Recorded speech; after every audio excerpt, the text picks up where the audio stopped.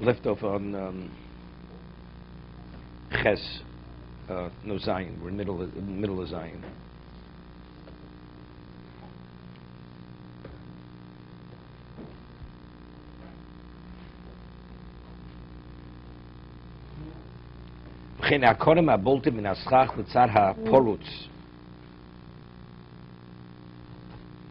The reeds, the bamboo poles, similar to that, they extend themselves along with one of the walls, which extends itself.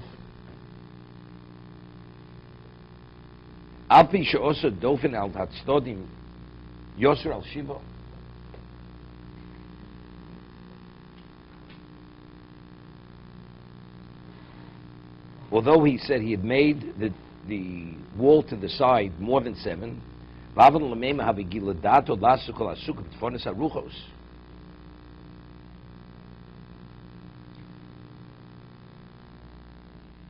he's saying something interesting. If a person makes the sukkah, let's say the wall to the left is, let's say, 10 feet. That means it's more than the minimum shear. And the wall to the right goes 15 feet. Okay? So if he went more, he's already established how much more do I want the sukkah to be from the minimal area. You'd say it's 10 feet. So on the right side, if it goes beyond that, you'd say maybe that shouldn't be seen at, because he already was gila dato. He already revealed what his mindset was. One second. We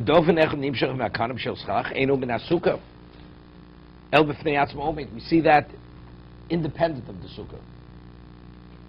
When you have exactly 7, so okay, that's the minimal. So you have the other. You want to extend both walls, so both walls.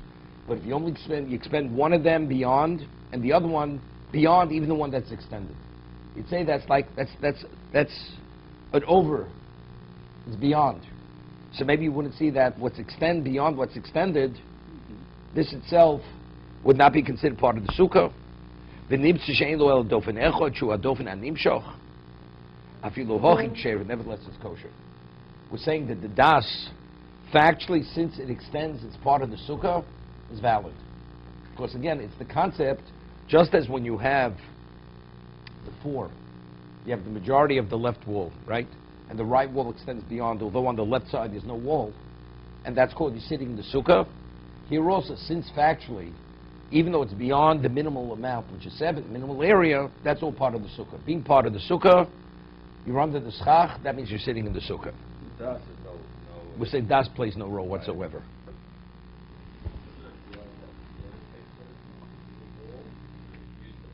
See, there, I'd say it's slightly different. Why? Because there, factually, you have the structure of a sukkah. It's 3 walls. Right there, you have to understand what is really the chidush. So you move the wall in. But factually, it's the other side of the H. Here, factually, you've already gone beyond the minimal. And so you'd say, he establishes the wall. I mean, at the end of the day, it's the same thing. It's the same thing. Because the structure is the structure of what a sukkah is. Let's see the Mishna Berura.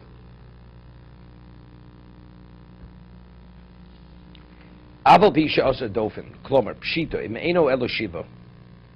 Kavros lishtamish b'chol hasukah, v'lo osa elo ketikun chachomim. Shardil l'chatchil she'oflas dofen hashlish shel shiva tvochim, oli dei tevach beruva tzuras haPesach. He says, if a person would make a sukkah, let's say it was 4 tvochim to the left, and 7 to the right. There's no question you could sit beyond that. That's a sukkah. That's what the Torah says. It's a sukkah. But if you go beyond that point, maybe you have to be within the wall. You have to be within the walls. But if the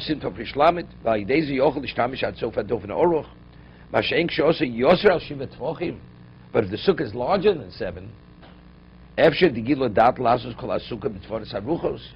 but again, why should Gilo Dato, why should his intent make a difference?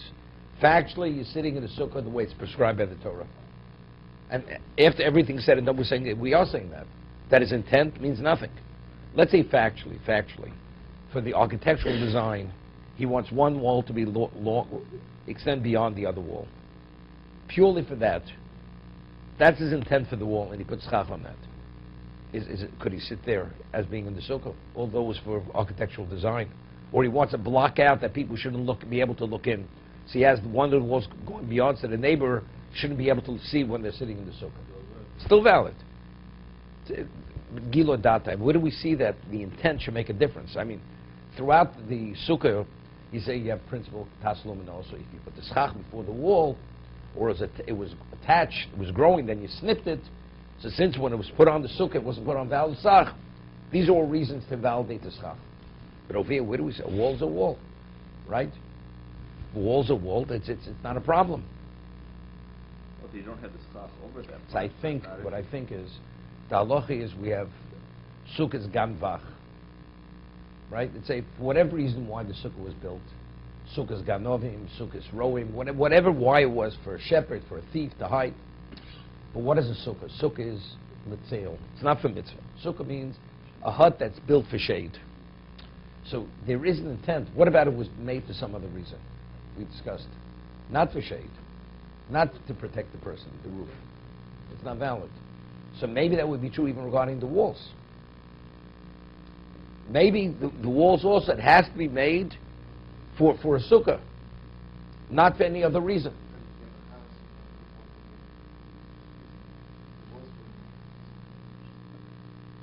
No. Because that's to protect the person. The walls are for protection. Here, this wall has nothing to do with protection, right? The Gemara speaks about it. The Gemara has a question. The Mishnah says that if you have a courtyard encircled with houses, okay, and then you put schach over the courtyard, what's the halacha? And so, what are the walls of the sukkah? The walls of the houses. So the Mishnah says it's a valid sukkah. So you'd say, why not? What's the chiddush? So you'd say, because I would think, what's a dofan? What's a wall? A wall is, it was built to enclose the location. But since the walls of the houses are for the inside of the house, not for the outside of the house, when you build a house, a wall in a house, it's for the outside or for the inside? It's for the inside. So maybe that's not a dofan. A wall means it's to circumscribe, to enclose an area. These walls were not meant to enclose the courtyard. These walls were meant to enclose the house. So maybe that doesn't meet the criteria of what a valid wall is. That's Chiddush Mishnah. Wall, it's irrelevant what the wall, why it was built. Inside, outside, it's a wall. A wall's a wall. Right? That's the Gemara in the Sukkah. Okay? But over here, it's something similar. Gilo dato. What is a wall? A wall is, at least, it's to enclose something, in, out, wherever it is. What about if the wall's not even for that? Maybe it's not a dofin. The answer is it's irrelevant. That's called a wall. So you see, it's not only we're dealing with schach, we're dealing with what the status of a wall is, what a dofin is.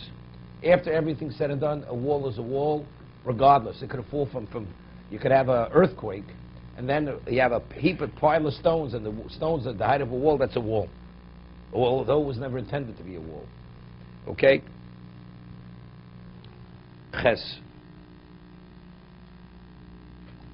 Sicho bishpudin. Person used rods, iron rods, to be the schach. Shem psulan schachamim, which are not valid. Vein ben arbo. But the width of the rod is not 4 tefachim. Let's say you have rods, 3-inch rods, going across the top of the sukkah. Vein ben arbo b'mokem echod. And these rods, it's not to place next to one another. Ve'iniach be'shpud l'shpud k'mo l'shpud. Like you had, let's see, 3 inches of iron, 3 inches of kosher schach, and they were intermingled in such a way, alternating, rod, schach, v'nosen shem schach kosher posel.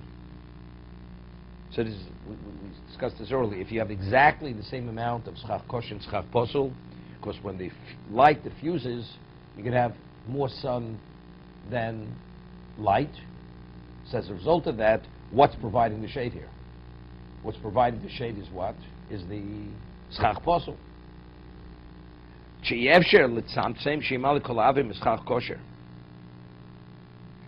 Because you can't be that sure that you have exactly the same amount. He's saying because you may have more. 50-50 is valid. But over here it may not be 50-50. It's called you don't know. The Mishnah says in Bechoros, What's the halacha? If an animal, kosher species, gives birth to its first calf, what's the status of the calf? B'chor. It's naturally consecrated. What happens if it gives birth to twins? And both calves come out simultaneously. So machlokes Rabbi Yossi and the Chachamim, are they both b'chorim? Or just one is? And since we don't know, it's a safek b'chor. So you can't bring either as a korban. So you have to wait till both of them get a mum, and then you give it to the Kohen. Why? So machlokes efshel etzamsem, efshel etzamsem. Right? Factually, there are no two things happen simultaneously. It's impossible. It's impossible. So the question is, do you go after what visually seems to be they happen at the same time? That's machlokes Rabbi Yossi and the Chachamim. Visually, it seems they were born at the same time. So they're both b'chorim. Chacham say, yeah, but in reality, we know they weren't born simultaneous. There's no such thing. If that's the case, it's one. Which one? Only Hashem knows. If that's the case, it's a safek. You have to wait till the animal gets a mum, both of them, and then you give it to the Kohen as a bal mum. So over here, except the Gemara makes a differentiation. There's an Yevshal Tzamtzim B'dei Shamayim, Yevshal Tzamtzim B'dei Yodam. You know, something that you see, what about if you measure something, and it's exactly according to your measurement, because there's a Gemara in Erevin, which we had. David, you remember that. The Gemara in Erevin, the Gemara says that you have Omid Meruba Laporutz. If you have more standing than what's breached, enclosing a location, that's considered, the breach is not considered a breach. If it's Omid Meruba Laporutz. So the Gemara has a question, there's a question, what about Omid Kipporutz? Exactly the same. So the Ritva asks, how could you have exactly the same? It's not possible, right? The difference may be so infinitesimal, but there's a difference, and you don't know what stands. So how do you know it's 50-50? Maybe it's less than 50-50. Maybe the breach is larger than what stands. That's the Ritva's question. So Ritva answers, there's a difference between bidei adam, bidei shamayim. That when you do it, when you measure it, it seems to be right, you can rely on that. That's that position in the Gemara. Bidei shamayim, who determines that? You know, it's visually what it seems to be. And also, you can't determine that. It's happened already. So it's a question of what happened at that moment. But if you could measure, according to your measure, it seems, that's sufficient. You can rely on that. But la halacha, no. But la halacha, here it's based on that. So, but la halacha, we hold not that way. Even b'dei yodam, it's impossible. So therefore, we have this halacha here. If you have the exact, you alternate the iron rod with the space. And it's the exact same. So you're measuring it. We're saying now it's possible. Because you never know. It's possible that maybe the rod is slightly larger than the space. So you have moschach posel, moschach kosher. That's the reason why it's possible. Avalim hedif schach kosher ma'at ala posel. But if it was slightly more, the schach kosher was slightly more than the iron rod, than the schach posel. O im hoya posel nosi shesi nos na kosher erev. O ipcho kosher. Shos mismali kol av mischach kosher. Okay, we're going to leave this for next time. So how about the bars that go across? You have a metal bar going across that's holding up part of the sukkah. You can't lay pashas over that. No, it's not a problem. That's not a problem. In other words, you know what I'm saying? You have a bar, Supporting. a supporting pole that goes across it, and you lay Yes, not a problem. Yeah, not a problem. It's not a problem. As long as it's not at one point, it's irrelevant. As long as it's not 4 tefachim in one location, it's not possible.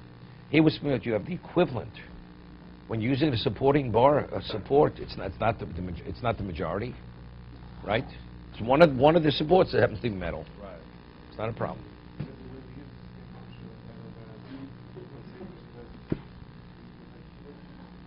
We spoke earlier. Some hold that in terms of, you know, it's the davar makabel tumah. The schach shouldn't sit on davar makabel tumah, right? So the metal is davar makabel tumah. Right. But the evidence, we said it's okay. You can sit under it. It's not a problem. You can sit under schach posel as long as it's less than 4 tefachim. We say it's subsumed by the schach kosher. It's subsumed. So it's really, you don't have to put like a wooden piece above that bar. That's for a different reason, because it shouldn't sit on davar makabel tumah. Right. So it's not because he's sitting under it. No, that's what I mean. It's two different things, two Okay, different... So let's take the Torah. Can you put... It's you have in to- lechatchila. Let's say you have nothing to put on it. Yeah. It's valid. It's valid. It's better. Mishna Berura said, because some hold it's better to do it that way. So if you're able to, we do. We discussed the case of we have a metal frame sukkah with canvas. So one time the canvas walls were attached with hooks. Right? It was like a hook, you hooked it on. So factually, the schach then is, so this, when you put the bamboo, it sat directly on the metal pole. Right. So it wasn't lechatchila. Today, when they make these sukkahs, even though you don't see them that often, they put, it's like a sling. The metal pipe went through it was like a sling. So it sat on the canvas. Even though the metal pipe's within the canvas, it's irrelevant. It's something separating between the bamboo and the That's what I pipe. have. I have the metal around the canvas with the ring and put it on. Yeah, it's not lechatchila because Right. there it's actually sitting. Correct. Ernie, when he moved from Detroit, he brought it from Detroit with him. Okay. Now, try to hit a little. Okay. But it's pretty